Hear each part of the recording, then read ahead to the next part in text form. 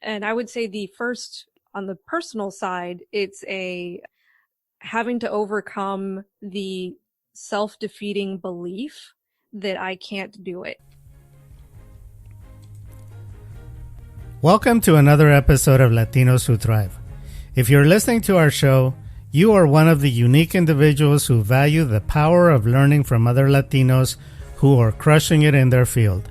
Every week, we bring you interviews with movers and shakers who share their story of how they did it and how you can learn to do it also from them. Today, we talk to Nancy Sabino, who is the CEO of Sabino Comtech. They are an integrated outsourced IT department company who bring you enterprise-level IT managed services, consulting and staff augmentation to small and medium-sized businesses in Katy and the surrounding areas. Their focus is in the legal field, accounting, and private health care, not only assisting them with their IT needs, but also ensuring their technology is secure and compliant with federal regulations. So let's get on with our show. Nancy, welcome to the program. Thank you for having me. Tell us a little bit about yourself and your business. Well, I am a first-generation Latina. I am a millennial, and I started my first business at the age of 22 with a 3-year-old and a newborn. And now we've sold that business and started a new one. Been 5 years into this journey with the new company. And it is an IT firm that serves as an outsourced internal IT department for small and medium-sized businesses. So tell us some of the services that you provide. So we provide what we call the Awesome IT Way. It's a single platform that is all-inclusive, provides everything that a company would need as far as their IT support, their maintenance, their monitoring, and the advisory that they need in order to make good business decisions with their technology. I'm somewhat familiar with what you're describing, and different companies are going to this type of service. Have you guys been able to innovate or come up with some sort of proprietary processes in setting up a platform that companies can access 24/7? Yeah, actually we have. Because of the way that we started this company, it was starting off from scratch, ultimately speaking, where other companies in our field have transitioned their businesses, and it's difficult to do because now you're running into processes and systems for the clienteles that you already have. We were able to build our processes and systems around who we wanted to service and what they would need. So we built automations into our service offering that would essentially self-fix a lot of the issues that we would know are commonplace. So you reverse engineered your company based upon the needs that you saw in the marketplace. Yes, absolutely. Who do you service primarily in your field? We service companies that need compliance, whether that be regulatory compliance like federal, or whether that be industry like the ISOs and that kind of thing. Explain to the listeners what an ISO is. ISO is a industry regulation that basically looks at your company and how you operate and says that you meet certain standards. And so in order to do that, they put in place recommendations or requirements, let's say, that your company has to meet as far as your technology goes in order to meet those standards. A lot of the times, is this necessary for government contracts, or who specifically requires that? Yes. So some of them are basically having that marker as part of your company gives you the repertoire that you need in order to get good business. And then there are some that are for the government, which is CMMC, and the government does require these things to be in place in order for you to work with them. Being a woman, being a millennial, being a Latina sets you apart from other people in your industry. How have you been able to deal with this? And is that a weakness or is that a strength? Good question. Or all the above. All of the above. No, no. To be honest, at the very beginning of my career, I used to feel like it was a weakness, being typically the only woman or the only Latina or the only millennial in the room. There were comments that were made in regards to being a millennial that everybody talks about. And so I found myself defending who I am, and it made me feel like it was a weakness. But the older I got, the more experience that I got, I've realized that it's not a weakness at all, and it's a strength. It allows me to have a different perspective and opinion on things that are happening within our industry. And that then drives some of the decisions that I make for my company that then set me apart, my company as a whole, from everybody else. What prompted you to start your own company? Does this run in your family? Do you come from a family of entrepreneurs, business owners? Yes, ultimately speaking, I think for the longest time, my family has sold either food or, my grandma had a small market in El Salvador that was out of her home. And so I think it is in my blood. As far as I can remember, I was always trying to start a business. I remember in middle school, I would sell candy that we would get from Mexico, turn it into a profit, and then just continue to do that. Generally speaking, that tends to be a trend that if you start children when they're young and you show them how to make money, it stays with them and you just develop greater skills to continue to scale up into having a thriving business. Now, tell us, what were the revenues of your first company the first year? Revenue of the first company first year was $90,000. And tell us what the revenues were of your existing company last year. We broke 750 last year, 750,000. That is a big jump. To what Oh, do you yes. attribute it to? Tell us your secrets. To what do you attribute such success? That is a good question. I don't know if there is one thing in particular, I but can tell you that all the interviews I've done is lots of hard work is a common trait. But a lot of people do hard work. They will put in easily 12, 15 hours for an employer, but that's not enough. It's like, what else do you need in order to succeed and thrive in being an entrepreneur and having your own business? not giving up. I think a lot of the times we tend to feel like I can't. Did you ever And have the thought, what was I thinking of when I started this company? oh yeah, yeah, for sure. But at the end of the day, that's it's a fleeting thought, and I let Right. it be fleeting. The way that I feel like what has driven me was really just wanting to not just help people, but make a difference. That's one of And the I, six needs that we all pursue, by the way, making a difference. We all want to that's make a right. difference in this world. Many people die feeling that their life was in vain because they never were given the opportunity or they never created the opportunity for themselves to make a difference. Right. And that is the key, is creating that opportunity and then believing that you can do it. There was plenty of times where I felt like I couldn't because of my background, not just being first generation American, but also coming from a single parent household.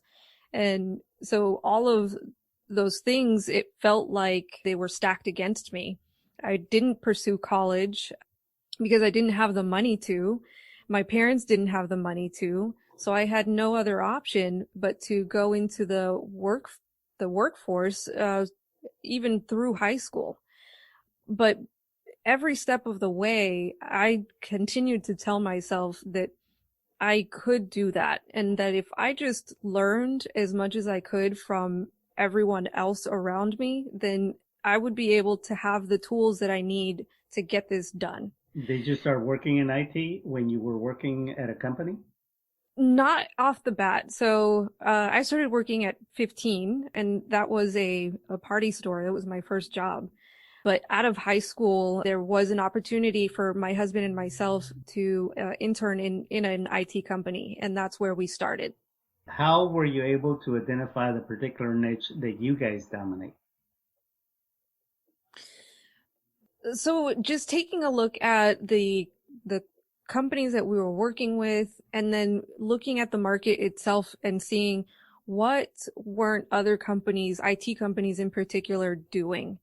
Because of the experience that we had in that internship as well, we were able to see how a business was being run and what was the successful factors to what they were doing, as well as what were some of the drawbacks. And we soaked all of that in. And that's kind of where we decided that we needed to start our own business, taking the lessons that we learned through experience, putting to from ourselves, like just wanting to be different than what was already out there. Okay. So you identified a particular need in the marketplace and tell us who specifically makes up the core of your business. So of our business, 85% of the businesses we serve are women-owned businesses Is that only in Houston or throughout the nation? throughout the nation. Okay.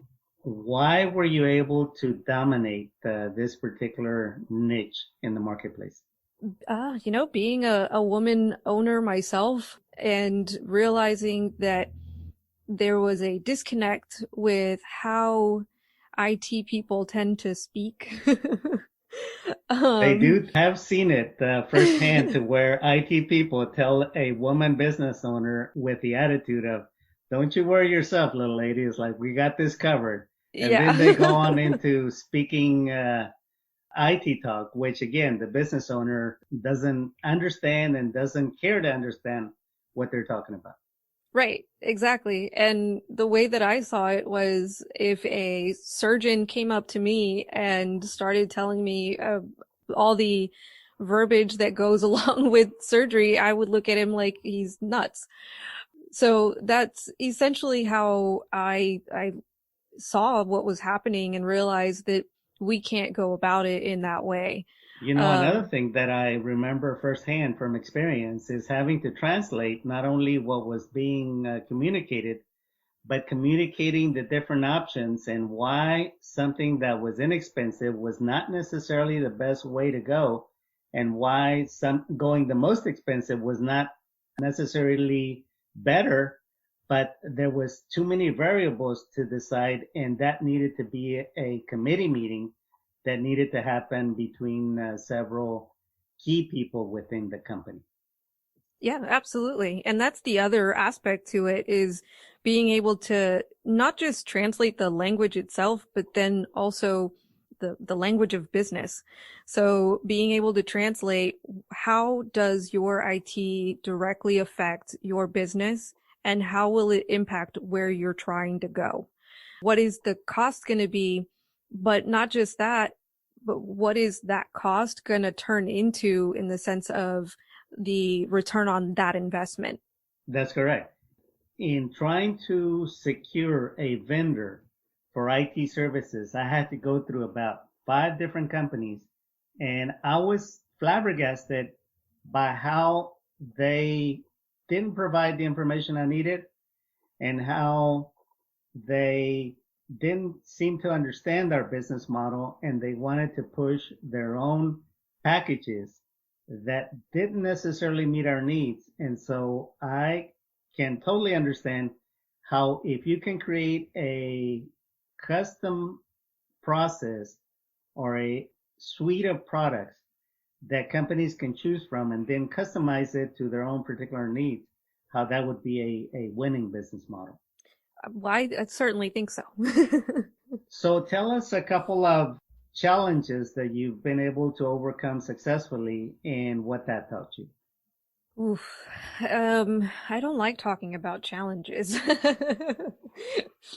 but it's real, right? We That's all when the have business them. gets real, okay? Yeah, that is, and we all have them, so I'm not alone. Some of the challenges that we were able to come through was several different ones, and I would say that they kind of fall in line with personal challenges as well as then business challenges. And I would say the first on the personal side, it's a having to overcome the self-defeating belief that I can't do it. And sometimes that even turned into I don't deserve to. And the reason why I would go to office building and walk into a conference room and on my way up there was a maintenance lady and she looks like my tia, and it was like that is supposed to be is known of us, I guess. And having to overcome that was one of my personal challenges. You are listening to Nancy Sabino from Sabino Comtech. We'll be right back. This show is sponsored by ETC, Escalante Training and Consulting. Do you need more sales and greater productivity? For more than 2 decades, Victor Escalante has been training executives and companies in cultural communications, team building processes, sales competency, emotional intelligence, and project management. Find out how ETC is ready to help you by visiting their website at victorescalante.com. We now return to Nancy Sabino with Sabino Comtech. Let me ask you this. You bring up a very good point, and I've seen it firsthand.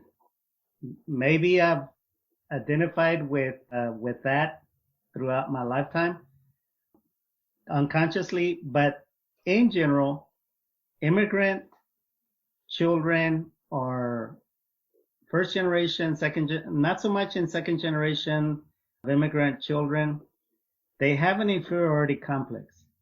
Would you agree with that? Absolutely. And so what helped you to overcome that inferiority complex of being a second class citizen or being a blue collar janitorial person as opposed to being a business owner? What helped you? Did you read books? Did you have mentors? Did you take trainings? What did you do? What really got me over the edge was actually a coach.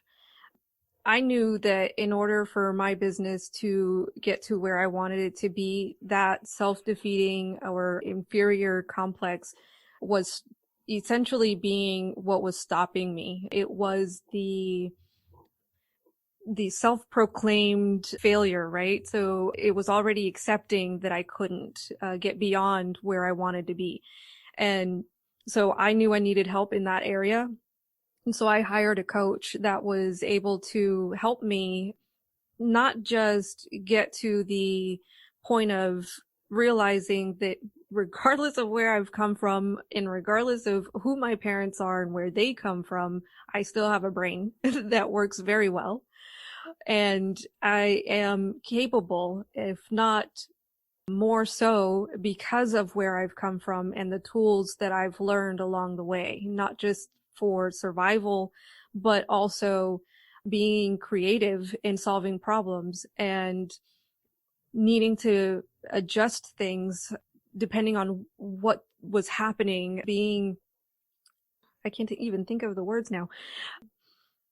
Well, I happen to be in the coaching business, so let me see if this resonates with you. Okay. The person starts out having limiting beliefs based upon personal experience, the environment that they grew up in, like you mentioned, coming from a single parent home. Mm-hmm. So the person is going to be deficient in having enough mental experiences that they can draw from on overcoming adversity. The different kind of adversity, as opposed to trying to survive and pay bills, of surviving setbacks and overcoming them and then feeling great about overcoming setbacks so that you catapult yourself and you scale up to the next challenge and you just keep going. So you develop the mentality that struggle is the path And that if you have it too easy, then you get too comfortable and you're not innovating. You are not scaling up. You're not chasing the next big contract that can be yours is simply for the taking. And the only thing that is holding you back is your own belief system, your own real imaginary fears that you bought into. Because once you want it bad enough, if you don't have the talent, the necessary talent, you will find it or hire it. If you don't have the resources, you will take on a partner, you will take out a loan, you will do whatever you need to do joint ventures or whatever it takes to get the job done. You're going to do it once you make that decision. Does that make sense? Yeah, no, that makes perfect sense. And the struggle that a lot of people don't understand is that this is not just a one or 2Z process. This is a long-term process that you have to identify and challenge yourself to keep moving forward and to stretch yourself, because once the mind is stretched, it will never return to its original size. That's right. And I think you can identify with that as to why now you're on a trajectory to keep scaling up. And there really is no end to where you can go and what you can do, because now the world is a global marketplace to where you can create satellite stations throughout the world, as one of my clients did, to be able to be working 24/7 from around the world in order to create IT solutions. That's right. Let me ask you, do you outsource any of your work to Latin America? Because there really is a lot of talent in Latin America that with the new IT economy, so many things are possible that were not possible in the past.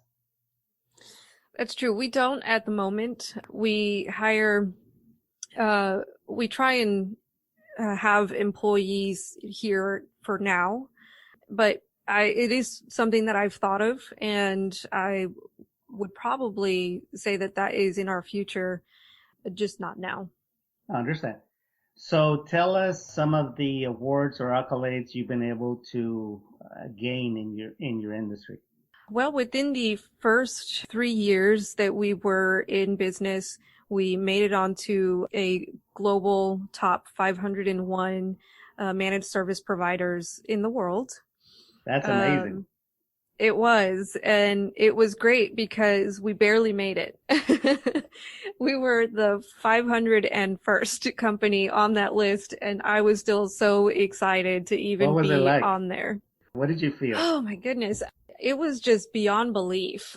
You know, I don't know if you've seen a meme or whatever of like these little kids that they're on that different platform, and they have the first place, second place, and third place winner. And the first place winner, he looks kind of sad. And then the last place winner, the third place, he looks so happy to be up there. And that's exactly how we felt. Was we are so grateful to just be on this list and to have made it in general, especially within 3 years of starting this business. So for us, it was like huge. It was a moment where we felt like we were on the right path, and we need to keep going, because now it's just a matter of climbing that list. Exactly. Just scaling up. It's like that. It didn't matter where you were, just that you were there. Exactly. And then the next year we made it to the 41st place. Wow. So it was a huge jump. In one year, you took a big leap. To what do you attribute that to? Our business model, and just making sure that we were focused on our goals, and that we were focusing within the business in order to provide the value that we had promised. And with that came growth. So yeah, I would say that was what attributed to that. Let me ask you another question. With growth comes even bigger challenges. How were you challenged from the fast growth? Well, challenges that we are facing is talent.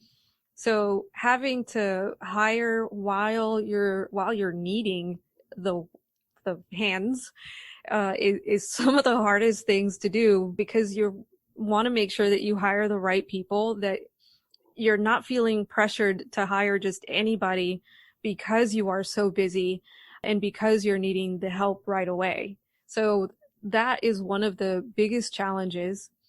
And that's not to say that we don't start looking even before we need to hire. It's it's sometimes just that difficult to find the right person. Has the pandemic made it even more difficult to find the right fit in as far as talent? Yes and no. Yes, because it just makes it a lot harder to interview someone where we were used to interviewing face to face. Now it has to be through video. And to me, and I may be old school here, but it just doesn't have the same feeling. I'm a very empathic person, and So you so vibe people. I do, and that is very difficult to do over a screen, at least for me. And so then it leaves it up to the logical decisions. And because of the person that I am, I guess that's just harder for me to do. I can appreciate that. That is a challenge with some industries that requires you to get a good feeling for the candidate that you want to hire for the key position. Other positions, you can have turnover, but for a key position, that's a big challenge. Exactly. All right. So, Nancy, what would someone listening to you be able to gain as far as useful advice of what they need to consider if they want to start their own business? It doesn't matter whether you're reselling candy. It doesn't matter whether it's IT company reselling used clothing. It's like, what advice would you give them based upon your experience? I would tell them that if you start off with the thought that you can't, know that you can. And the reason why you can is just because of who you are in general. It's what you want. So in order to actually do that, you have to find the resources that will get you to the point where you are confident enough to launch. But launch. In Don't your just experience, wait. yeah, in your experience, you went the route of working in the industry, getting experience firsthand so that you could understand the business and understand the needs of the marketplace to be able to launch your own business. So that was a very good move for you to actually work in the business before you start your business. Yes. What other Yes. advice would you give someone? You gotta believe. What else? Rely on people. That's one thing that I think many, especially first generation Americans, feel like we got to do this on our own. And that is not the case. I have a younger brother who is in school now, and I tell him the exact same thing. I didn't do it on my own. I didn't get here on my own, and neither should you. There are people that will help in all sorts of ways, whether they are mentors, coaches that you pay for, whether it's your boss that you can learn from immediately, whether it's school programs. Education comes from everywhere, books and so many places, podcasts even. So education comes from everywhere. Soak in as much as you can and take take what you want, leave what you don't, but make sure that you're relying on other people as well. That's a very good piece of advice. Information is free for the taking with the internet. There are so many channels of information that you can now access that is totally free. You just have to want it and you just have to go get it. Exactly. You remind me of a good quote that I read the other day that anything can be done better with friendship rather than money. And I thought about it, and it's true. It's whatever you can do with money, you can do it better with friends. Mm-hmm. Yeah, I So truly believe good, that. so good to surround yourself with good friends that can point you in the right direction. What else? The other advice, and it's something that I'm following myself right now. I'm so sorry about that. Everybody Um, wants you today. yeah. The advice that I'm following now is put yourself in circles where you want to be. So what I mean by that is I am wanting to scale this business to 5 million within the next 5 years. And so I have purposefully looked for individuals that are running companies that are 5 million. And I'm asking them to lunch and being able to just conversate with them and ask them what are their challenges and how did they get there. Things like that make a world of a difference for you to be prepared as to where you're going to go next. So, and maybe it goes along with the one previous to that, but purposefully seek people that are where you want to be. How has that worked out for you? Because that's a very good piece of advice, is to surround yourself, and if you have to cover lunch for someone that you can model, that's a bargain. So how has that worked out for you? It's been fantastic. It's surprising sometimes how willing people are to go to lunch and to tell you their challenges and what they've learned. It is quite amazing to know that all it takes is just asking, and that they will willingly help you in so that you can get to where they are. That's true, because highly successful people are very generous with their knowledge if they see that the person is committed to applying themselves and using that information. Absolutely. So what else would you advise someone that's listening to us as far as what they need to do, absolutely need to do to succeed and thrive? Well, you have to do things. You have to go for it. There's many times where we've been afraid to take a step, and my husband likes to put it in a way where it's a cautious leap. I would just leap, and he cautiously puts bumpers in place. You're the kind of Let's person that see. builds a parachute on the way down, right? Yes. Yes, exactly. And he And would he's the build kind me. of person that is a project manager that needs to understand all of the different variables and do downside planning. Yes, In he that would regard, definitely build some you stairs. guys balance each other to have a winning business model. Yes, so maybe therein lies some other advice is, have someone that balances you out, that will tell you things like it is, and that will have your back even when you don't want them to. Every great success is surrounded by the right mix of people. I heard a quote recently that Jeff Bezos, perhaps the richest man in the world now, Hmm. his criteria for hiring the first 100 managers was, could he envision himself calling them boss? It's like, did they have the leadership qualities? Did they have the work ethic? Did they have the honesty? Did they have all the other business acumen for him to call them boss? And the rest is history. Yep. Successful people own their business. Whether it's a job, they own it and they run it as though it was a business as opposed to just working for a paycheck. Oh, that is so true. And that's funny story is I the first job that I was telling you about, I started working at 15 at a party store.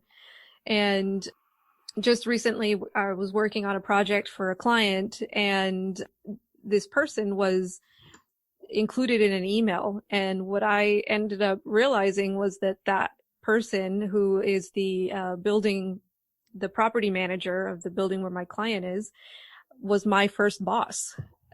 That's amazing. And we went to lunch just recently. Apparently, I love lunch.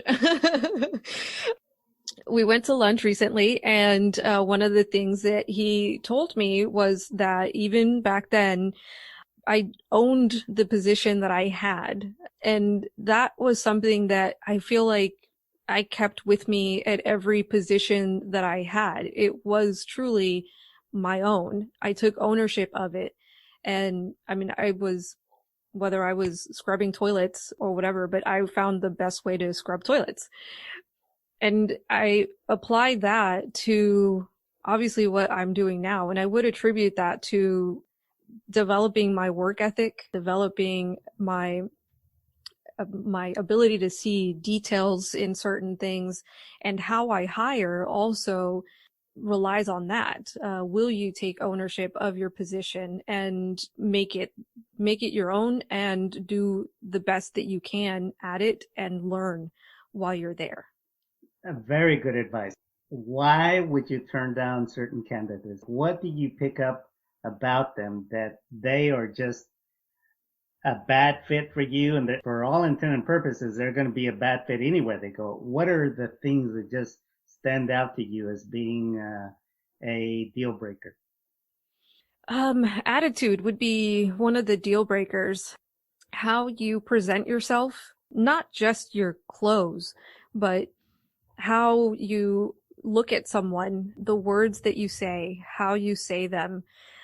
All of those are factors into seeing somebody's character and attitude. So if you have an attitude of arrogance, then that may come off wrong. That may come off as too much. And if you have an attitude of, well, I don't care, then that's not enough. So there is this, I guess, moment or place where it's in between, where you have to show that you care, not just about the position that you are going for, but what the business is doing and who you're going to service. And that comes across with how you speak and how you present yourself. Tell us about other traits that you look for that you want to hire them on the spot, if not make an offer on the spot. Um, that's a good question.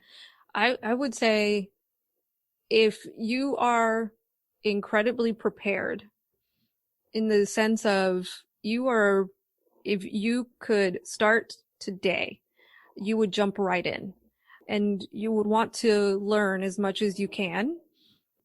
And at the same time, you wouldn't be at a place where learning would be bad in the sense of, feeling like you know it all already. We don't want to start there. So those would be some of the things that would call me to somebody and say, okay, let's go for it. Tell So us what stands out in your mind about one of your superstar employees that they just continue to outperform and continue to exceed your expectations. It's like, what do they have that other people don't? Oh, they have again, it goes back to the presentation.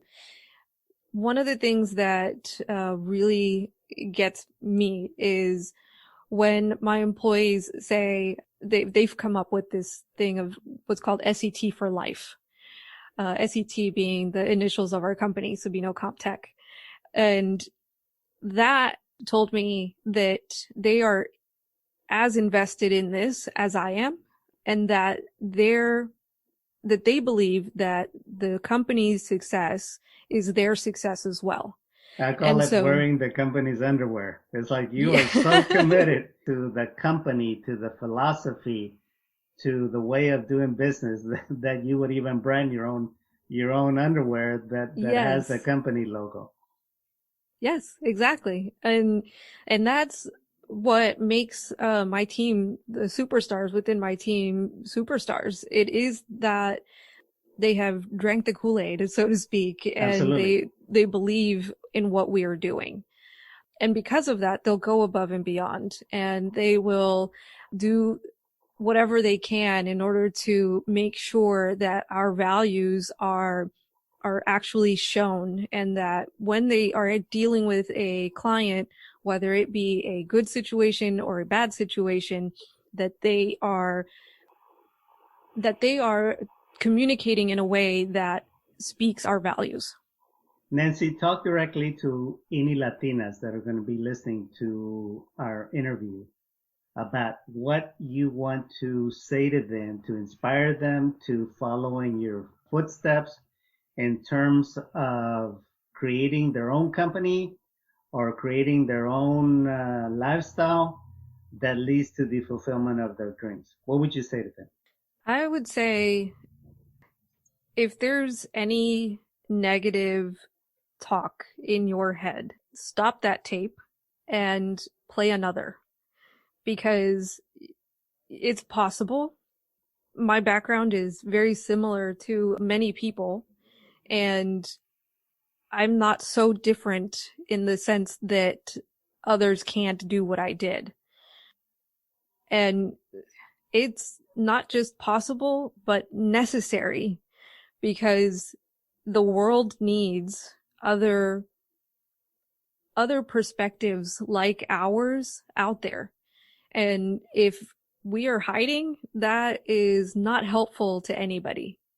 Well, Nancy, I really appreciate the time that you took to do this interview. I know you're extremely busy, and we'll be following your future success as we see you scale up to that 5 million a year in revenues. Lots of good wishes for your future successes. Thank you so much.